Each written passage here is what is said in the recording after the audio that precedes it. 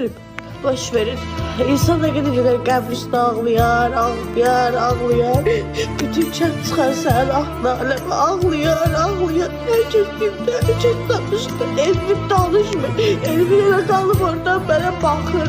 Baş daşladı, mənim çəkdiyim şəkli vurublar, hə. Elə məni lap pis yandırır. O şəkildə mən də gülürüyor. WhatsApp profilimə də o şəkli qoymuşam, o şəkildə məndən gülür. O şəkli vurublar o baş daşına. Baxıram, yanıram, rəmçin olur, rəmçini tut. Gedən qayıtmır, qayıtmır. Gedən qayıtmır, bacılar, qayıtmır. Vallahi qayıtmır. Mənə ağladan da səhər kimi insanlardır, güldürənlər ama yaxşı insanlardır. İndi gəlib mənim ağlamağıma burada belə gülüşlər, şeylər. Yox, sən nə bilirsin sevgi?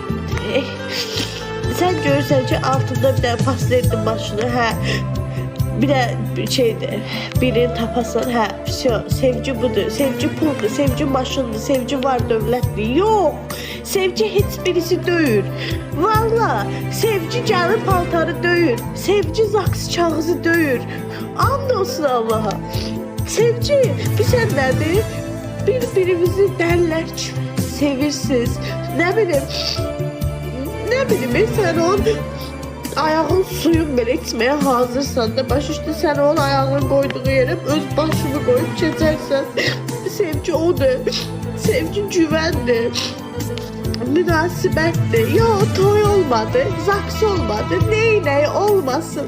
Neyliyirdim zaksı toyu? Hə, neyliyirdim? Sevgi elə bir hisli ki, indiki zamanda mən deyərdim ki, əsl sevənlər çox azdır. Çok azdı ya, o əsl o dəri kimi sevmək var ha, ne bileyim ben geri sevməyək. Sevmək istəməzdim.